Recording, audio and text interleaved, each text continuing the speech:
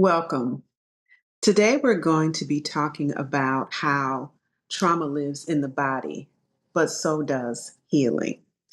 So stick with me. Please subscribe and like this video. Also share it and then sign up for notifications so you know when I'm recording another video and it's posted. So first, I want to acknowledge that the word trauma can be triggering for some people. During the pandemic, one of the things that I think my company got right was providing space to process what was going on um, during work hours. So, in some of the meetings, I would be asked to lead a meditation. And in one of those sessions, I mentioned the word trauma, and one of my colleagues got really upset, and he went on to talk about how, like, everything isn't about trauma and the word gets overused. And I could tell that he was triggered, right? And it didn't really have anything to do with me or what I said. And I don't always know that in the moment, but I certainly knew that in that moment, that's what was going on. And he argued that everything didn't have to be about trauma. And again, it clearly had more to do with something that he had already experienced. So, for the sake of this video, I want to talk about trauma as in not actually what happens, but the response that each individual has to whatever that experience was. And again, that can be different for everyone. Two people can experience the same thing and it will go over someone's head and they may not even remember it, where it could be a really core memory for someone else. So healing isn't about forgetting what happened. It's about learning that what happened doesn't determine how you have to live the rest of your life, right? So there was a time when I thought that being okay meant just that I was able to keep going. So if I was able to keep going, then everything was okay. As long as I could get up, as long as I could perform, as long as I could take care of whatever needed to be taken care of, then that must mean that I'm okay. But I've learned something. Functioning and healing are not the same thing. Surviving and thriving are not the same things. You can be incredibly capable of carrying something out, right? But then don't take the time to have a chance to process what is happening. And then it is my belief that it gets stored in the body. And so this conversation is also going to explore somatic healing, because sometimes the body needs something that the mind cannot necessarily give it. When we experience something overwhelming, our nervous system responds to that. And those experiences can influence the way we move, the way we sleep, the way we breathe, the way we protect ourselves, and how we respond to stressful situations. And so the body can learn how to be ready. It can learn not to trust. It can learn don't relax. It can learn don't make a mistake. Let's stay strong. Let's keep going. And sometimes those patterns continue long after the situation or the situations are over with, right? Or have changed. So I'm always going to go back to the strong woman example, because I really do think we carry so much on our shoulders, so much so that we don't even recognize it, right? Some of us were and continue to be rewarded for our strength. Sometimes we wear that as a badge of honor. Um, expectations to keep going all the time. Um, how we can and do take care of everybody else, right? We learned how to get things done, even when we're tired, even when we're exhausted.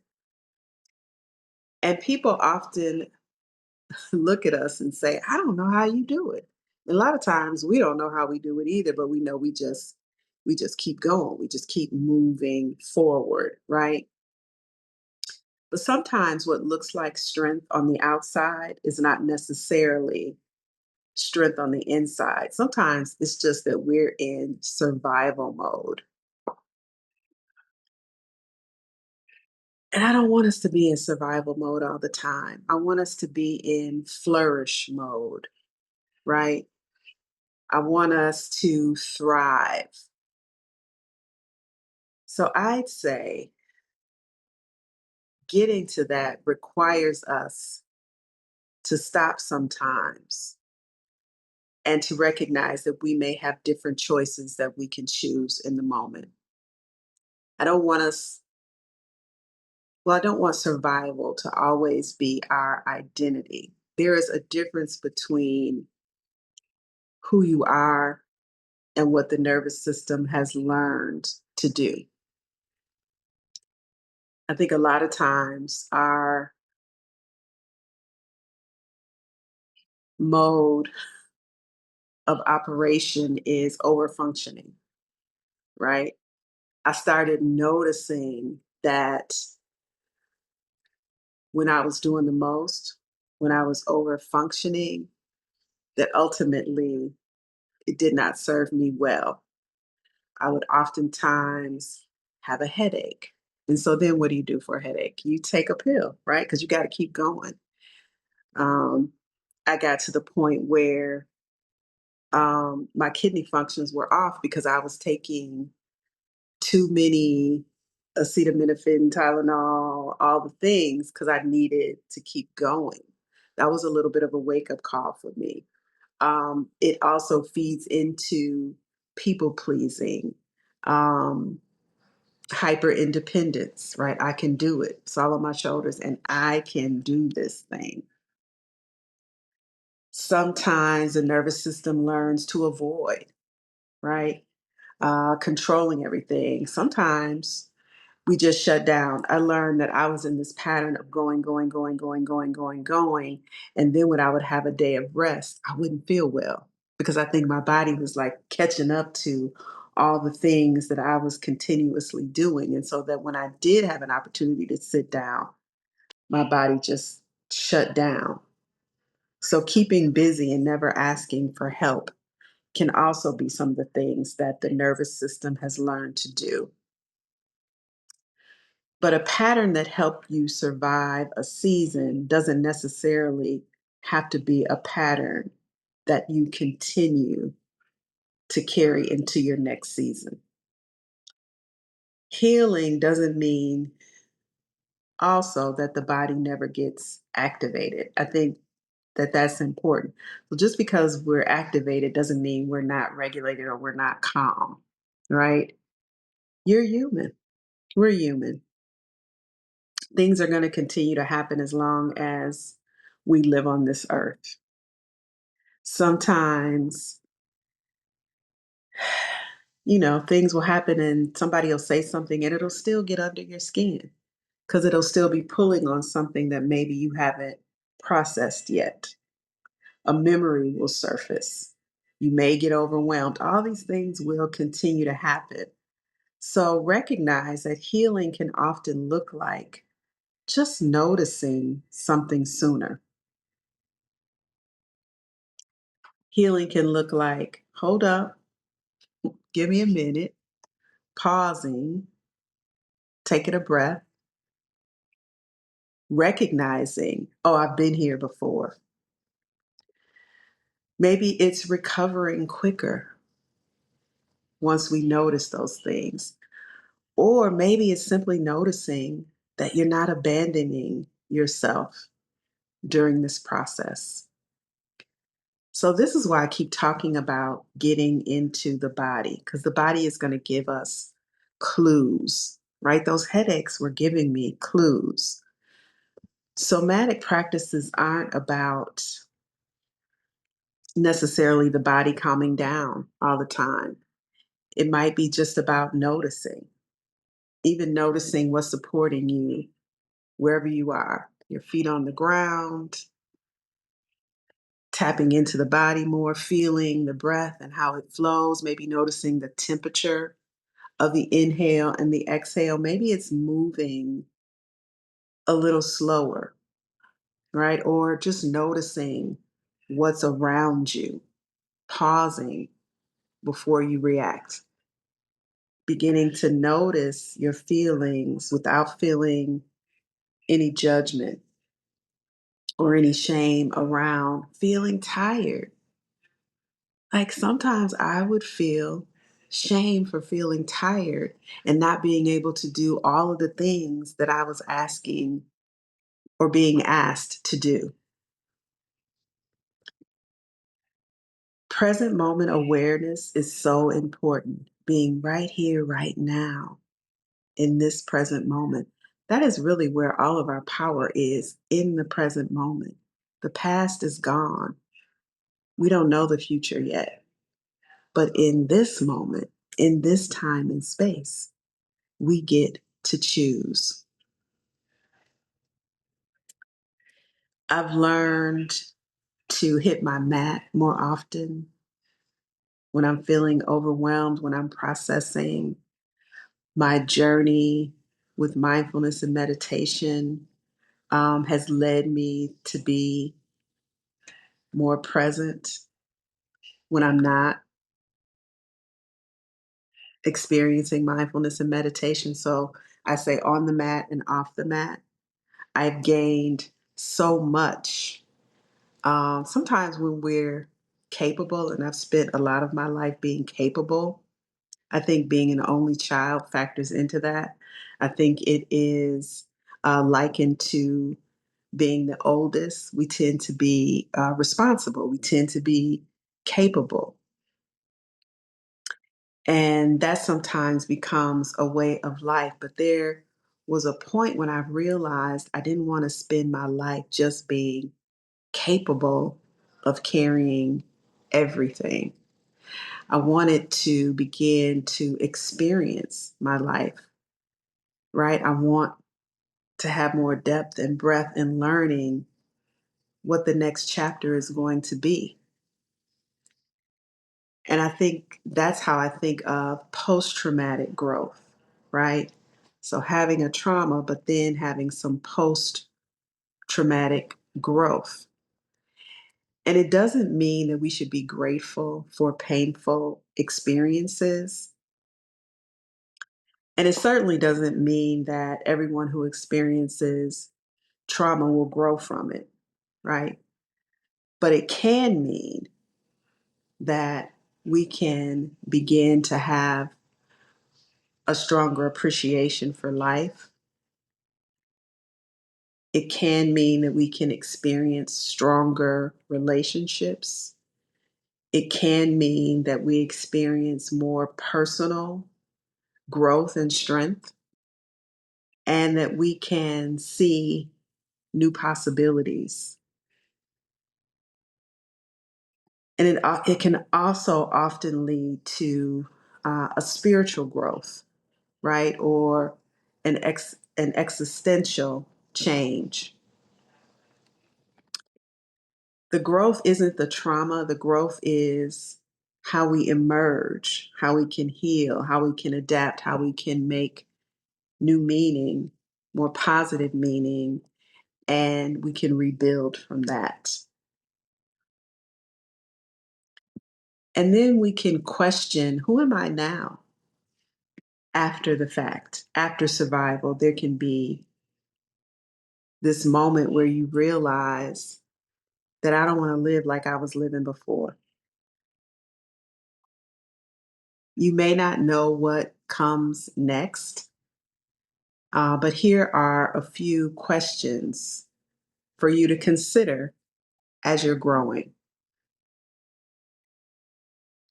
Who am I when I'm not constantly responding to a crisis? Who am I when I don't have to prove my strength? Who am I then?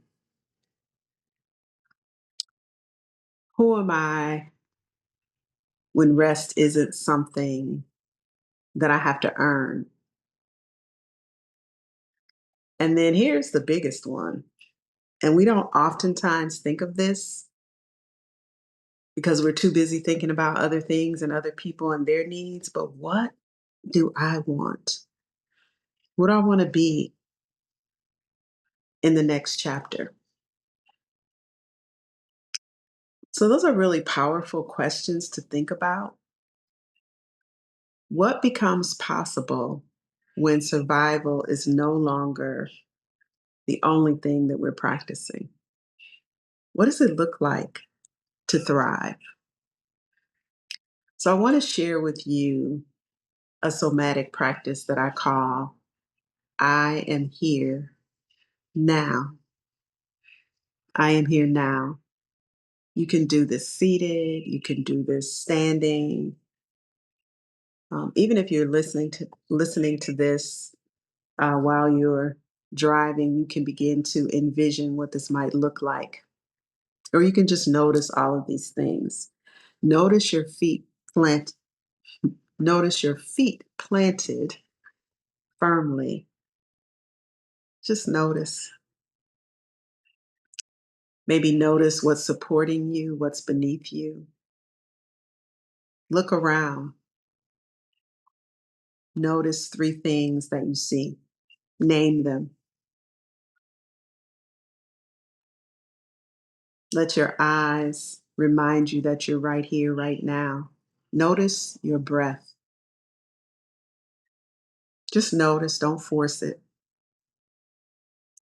Maybe place a supportive hand somewhere on your body, over your heart, maybe over your belly, maybe your arm. Maybe you want to give yourself a hug and just simply say, I am here. That was then, and this is now. I am here. You don't have to solve your whole life in this one moment, but this can help you know what the next step might be. Sometimes healing means grieving the years spent in survival mode. You might grieve the time you spent doing something that you thought was way too long, but just know you're right on time. You might grieve relationships that didn't turn out the way that you had thought they would. Maybe you're grieving an opportunity that you think you lost. I promise you didn't. Maybe you're grieving the version of yourself that you had to become because of the circumstances that you were in at the time. You can also grieve what you thought your life was going to look like. And you can grieve what happened and still be grateful for who you're becoming to be, how you're emerging into this next chapter, this next season, this next phase of your life. You are way more than whatever has happened in the past. Your trauma may be part of that story, but it's not the whole story. Your nervous system has served you well because it learned survival and you're here.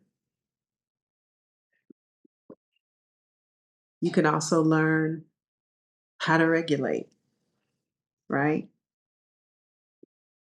You can learn new ways to be.